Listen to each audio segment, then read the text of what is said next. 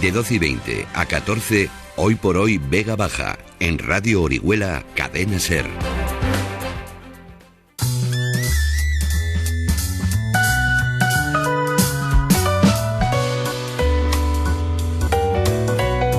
Pues ya estamos con Antonio Mazón, como antes os avanzábamos y os anunciábamos. Bueno, pues hoy toca calles, hoy toca historia de los viales de Orihuela. Antonio, buenos días, ¿cómo estamos? Buenos días, Juan Pablo. Bueno, vamos a arrancar ya con esto de las calles. Tenemos año nuevo y si no recuerdo mal, pues acabábamos 2013 en el barrio de San Agustín, precisamente en la calle donde tenemos nuestra emisora, en concreto en Los Andenes. Sí. Con el capítulo de Los Andenes emitido en diciembre, terminamos nuestro paseo por el arrabal de San Agustín. Entonces, año nuevo, arrabal nuevo.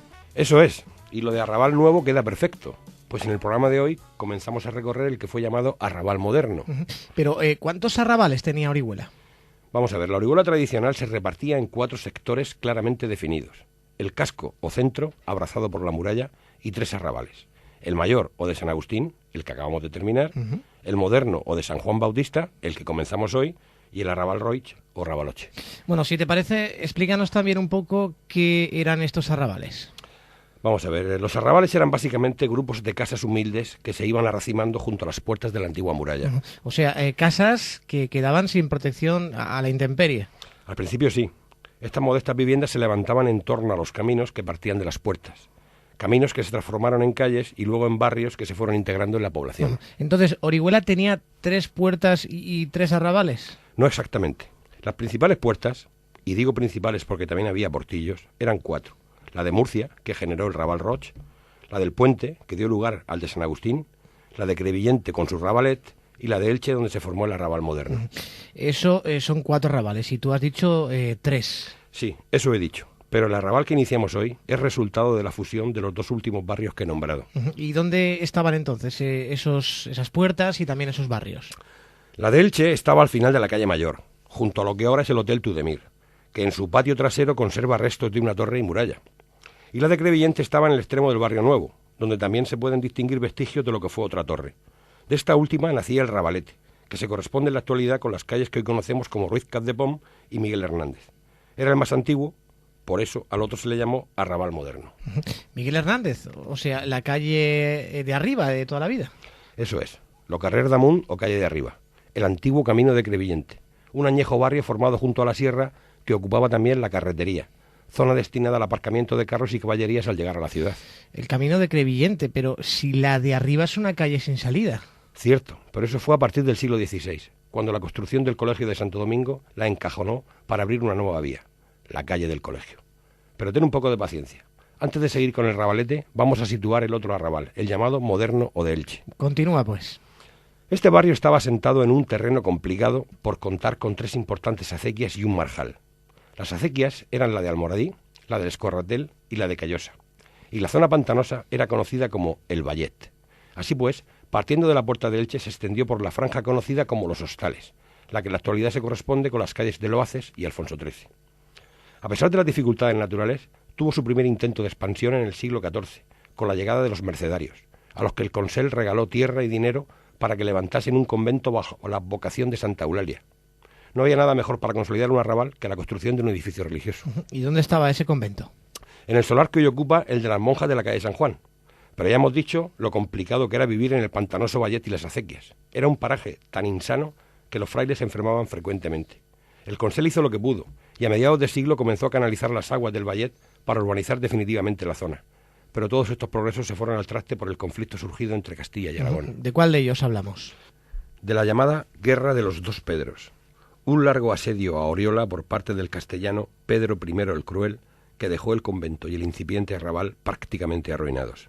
Escarmentados, los mercedarios se instalaron dentro de la muralla oriolana, abandonando el edificio y frustrando la ampliación del arrabal. Guerras, enfermedades, tiempos aquellos bastante duros, ¿no? Muy duros. Pero en el siglo siguiente las cosas cambiaron. A mediados del XV comenzaron a llegar nuevos pobladores y el Consell compró tierra junto a los hostales para repartirla con obligación de construir inmediatamente. En caso contrario, los terrenos eran confiscados para entregarlos a otros colonos dispuestos a edificar una casa. Así, alineada, se formó la vieja corredora o calle corredera. En Elche, en mi pueblo, también tenemos una calle, una corredora en fin, que se llama igual. Sí, y además mantiene la doble titulación en castellano y en valenciano. Pero no es raro. La calle corredera aparece en muchos callejeros de España y es siempre una vía recta, idónea para correr caballos. De hecho, la palabra corredera tiene dos acepciones relacionadas en el diccionario de la Real Academia: lugar destinado para correr caballos y calle que antes fue corredera de caballos. Pero de todo esto hablaremos en su momento. Continúa. A esta colonización se unió la favorable acogida que los orelanos ofrecieron a los franciscanos de Santa Ana, que animaron a la rama femenina de su orden, las clarisas, para que se instalasen en Orihuela.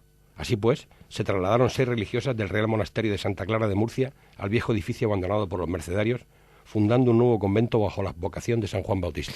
¿Y cómo se unieron entonces esos dos arrabales de los que antes hablábamos? Fue al construir la Porta Nova o Puerta Nueva, con motivo de la visita de los Reyes Católicos.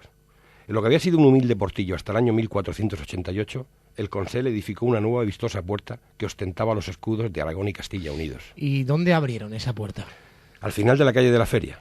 En la actualidad estaría entre el Paseo y la calle de Santa Lucía. Luego, como tú has apuntado, el Rabalete quedó bloqueado por la construcción del Colegio de Predicadores y el paso principal se desplazó a una nueva calle llamada del Colegio, que unía la Puerta de Callosa, desplazada también y situada frente al Camino de Callosa, con la Porta Nova. Así se creó una arteria que atravesaba toda la ciudad, formando parte del Camino Real de Valencia a Murcia. En 1499, el Consell bautizó la unión de los dos barrios con el título Arrabal Moderno de San Juan Bautista. ¿Y todo este barrio quedó fuera entonces de la muralla? No. En la segunda mitad del siglo XVI se levantó un nuevo muro que acogió todo el arrabal. Contaba con 2 puertas, la de Callosa, que ya hemos citado, y la de Almoradí. Muy posteriormente abrieron otra al final de la calle San Juan. Bien, una vez descrito este arrabal, ¿por dónde tendríamos que empezar? Vamos a comenzar en la calle de Loaces. La calle que ostenta en la actualidad el nombre del fundador del Colegio de Predicadores se nombraba hasta finales del XIX sencillamente como calle del Puente Nuevo. ¿Y por qué le dieron este nombre de Loaces? Fue una decisión arbitraria. La verdadera calle de Loaces, en la que el ilustre patriarca nació, estaba en pleno casco, muy cerca de Santa Justa. Pero en el siglo XVIII cambió su titulación por calle de los Meca, o calle Meca, como se nombra en la actualidad. Lo cierto es que una vez urbanizada la zona, sonaban mejor Calderón de la Barca y Fernando Loaces que Barrera del Matadero y calle del Puente Nuevo. Tradicionalmente, en la bajada del puente y en la calle anexa, inicio del arrabal de Elche, se instalaban fondas y posadas, por lo que la zona era conocida como los hostales. Como comentamos en el último programa, a finales del XIX la zona sufrió una drástica transformación para convertirse en el corazón comercial de la ciudad, y las obras de ensanche están muy relacionadas con la construcción del casino, por lo que, si me lo permites, voy a hacer un pequeño resumen de su historia. ¿Cómo no? Pues vamos adelante con ese casino. Vamos a ver, el Círculo Orcelitano, primer casino de Orihuela, se fundó en 1848 en la calle del Ángel. En 1864 se creó otra sociedad recreativa llamada Casino Orcelitano, que se domicilió en la Casa de Pizana, es decir, en la esquina de la bajada del puente frente al actual Hotel Tudemir. Cuando el Círculo Orcelitano se fusionó con el Casino Orcelitano, reunió a toda la burguesía oriolana. Pero antes de terminar la centuria, nació otra sociedad para el recreo de las clases dominantes. ¿Otro casino? Sí. ¿Te acuerdas del programa anterior cuando el pacto entre Cánovas y Sagasta devolvió la alcaldía a Ballesteros Villanueva? Sí, el alcalde que se negó a entregar el dinero de las obras. El mismo.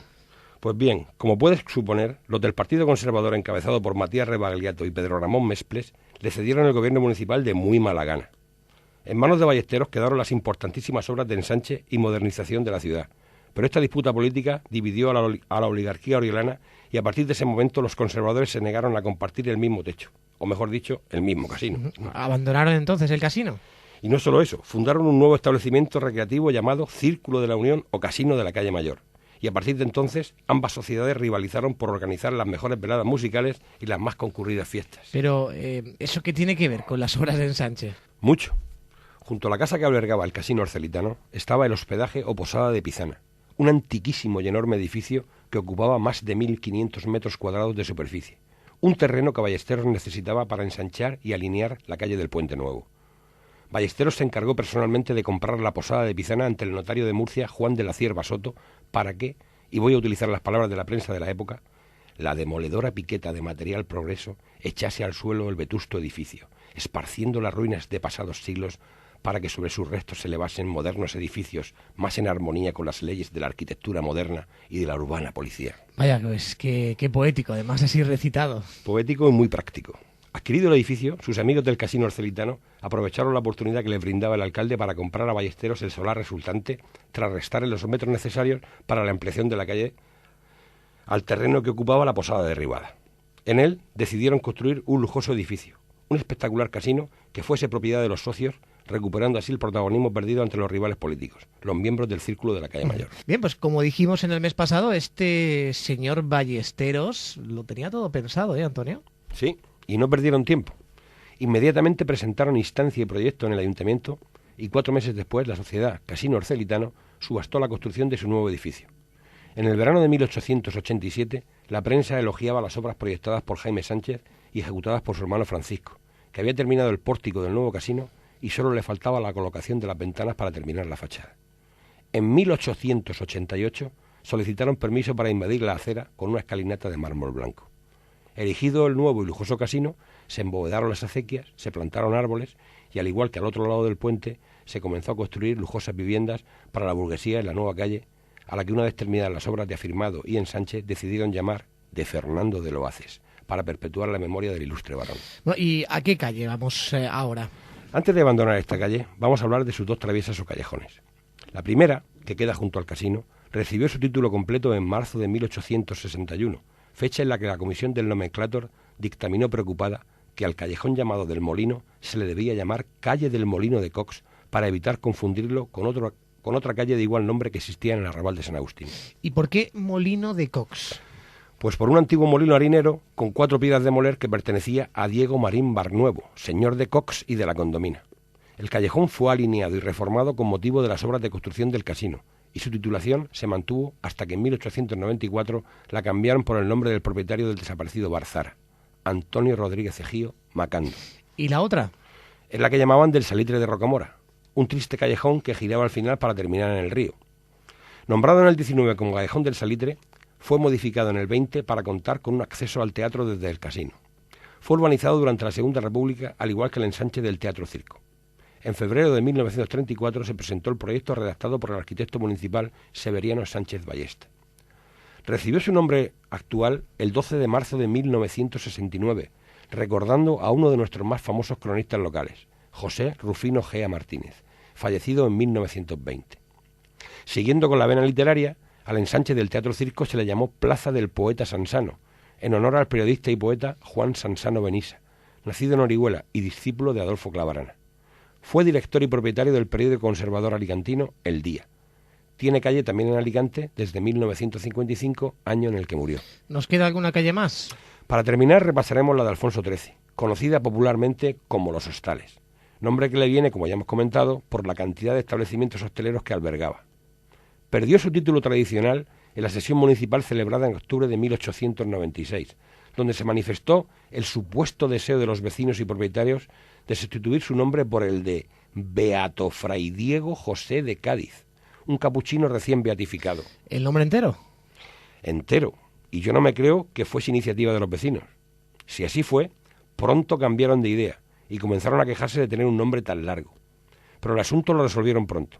En mayo de 1902, para celebrar la mayoría de edad de don Alfonso de Borbón y con ella su acceso al trono, se decidió perpetuar tan gloriosa fecha. Leo el acuerdo municipal.